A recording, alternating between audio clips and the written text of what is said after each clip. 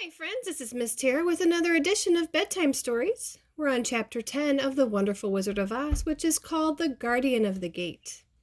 It was some time before the Cowardly Lion awakened, for he had lain among the poppies a long while, breathing in their deadly fragrance. But when he did open his eyes and roll off the truck, he was very glad to find himself still alive.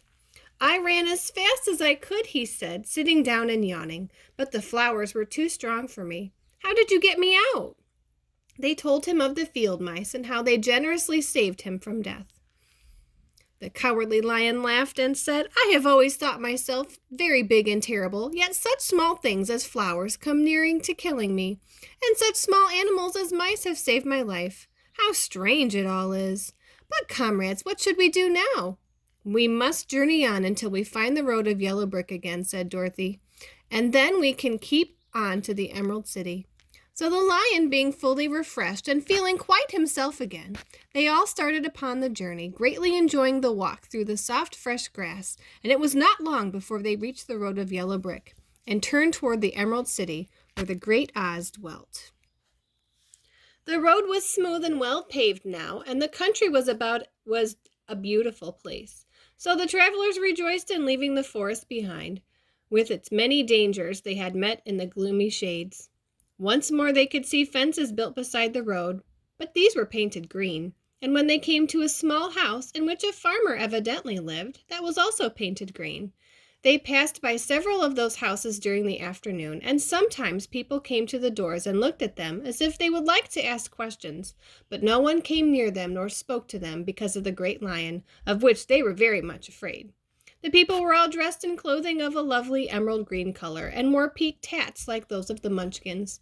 This must be the land of Oz, said Dorothy, and we are surely getting near to the Emerald City. Yes, answered the Scarecrow. Everything is green here, while the country of the Munchkins blue was the favorite color. But people do not seem to be as friendly as the Munchkins, and I'm afraid we shall be unable to find a place to pass the night. I should like something to eat besides fruit, said the girl, and I'm sure Toto is nearly starved. Let us stop at the next house and talk to the people. So when they came to a good-sized farmhouse, Dorothy walked boldly up to the door and knocked. A woman opened it just far enough to look out and said, What do you want, child, and why is that great lion with you? We want to pass the night with you, if you will allow us, answered Dorothy, and the lion is my friend and comrade and would not hurt you for the world. Is he tame? Asked the woman, opening the door a little bit wider. Oh, yes, said the girl. He is a great coward, too, so he will be more afraid of you than you are of him. Well, said the woman, after thinking it over and taking a peep at the lion, if this is the case, you may come in, and I will give you some supper and a place to sleep. So they all entered the house, where they were beside the woman, 2 children, and a man. The man had hurt his leg and was lying on the couch in a corner. They seemed greatly surprised to see such strange company, and while the woman was busy laying the table, the man asked, Where are you all going? To the Emerald City, said Dorothy, to see the great Oz. Oh, indeed, said the man. Are you sure the great Oz will see you? Why not? She replied. Why, it is said that he never lets anyone into his presence. I have been to the Emerald City several times, and it is a beautiful and wonderful place, but I have never been permitted to see the great Oz, nor do I know of any person who has seen him. Does he never go out? Asked the Scarecrow. Never. He sits day after day in the great throne room of his palace, and even those who wait upon him do not see him face to face. What is he like? Asked the girl. That is hard to tell, said the man thoughtfully. You see, Oz is a great wizard, and can take on any form he wishes. So that some say he looks like a bird, and some say he looks like an elephant, and some say he looks like a cat. To others he appears as a beautiful fairy or a brownie, or any other form that pleases him. But who the real Oz is, and who his own form, no living person can tell. That is very strange, said Dorothy. But we must try in some way to see him, or we shall have made our journey for nothing. Why do you wish to see the terrible Oz? Asked the man. I want him to give me some brains, said the Scarecrow eagerly. Oh, Oz could do that easily enough, declared the man. He has more brains than he needs. "And I want him to give me a heart," said the Tin Woodman. "Oh, that would not trouble him," continued the man, "for Oz has a collection of hearts of all sizes and shapes." "And I want him to give me courage," said the Cowardly Lion. "Oz keeps a great pot of courage in his throne room," said the man, "which is covered with a golden plate to keep it from running over, and he will be glad to give you some." "And I want him to send me back to Kansas," said Dorothy. "Where is Kansas?" asked the man in surprise.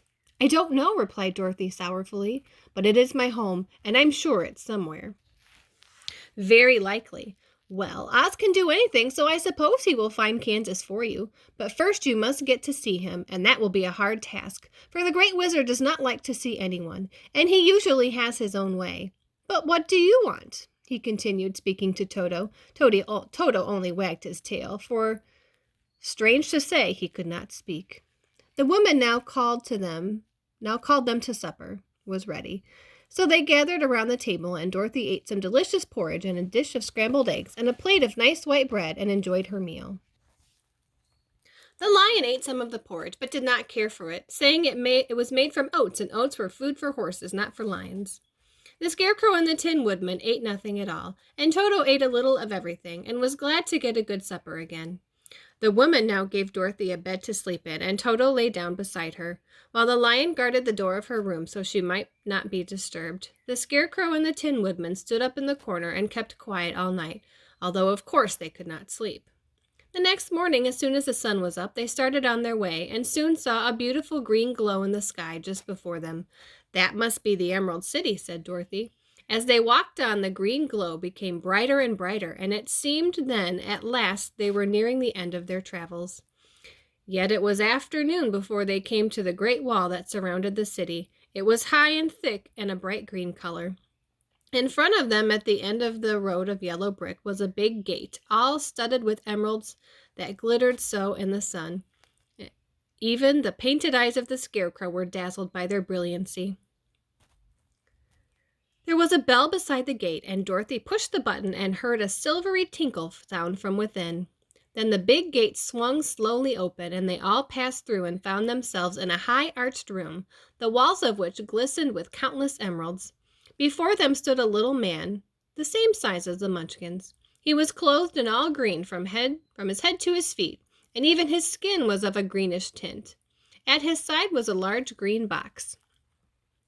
When he saw Dorothy and her companions, the man said, "What do you wish in the Emerald City?"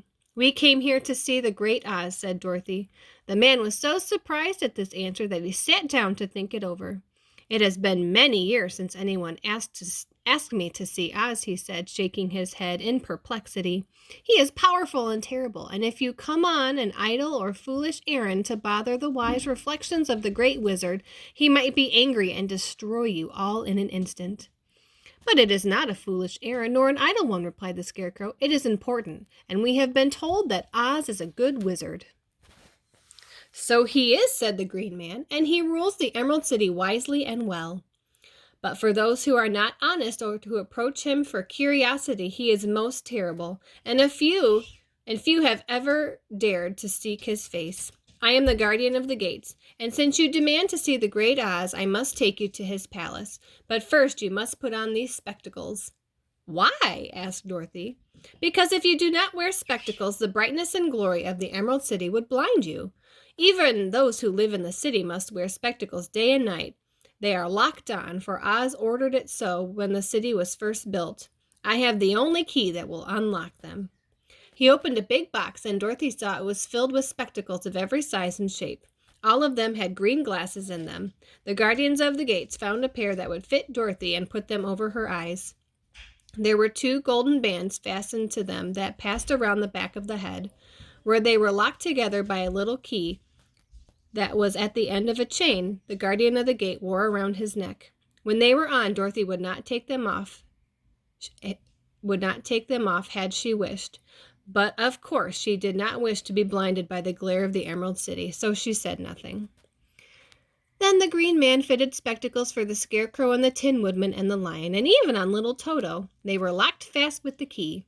The guardian of the gate put on his own glasses and told them he was ready to show them to the palace. Taking a big golden key from a peg on the wall, he opened another gate, and they followed him through the portal into the streets of the Emerald City.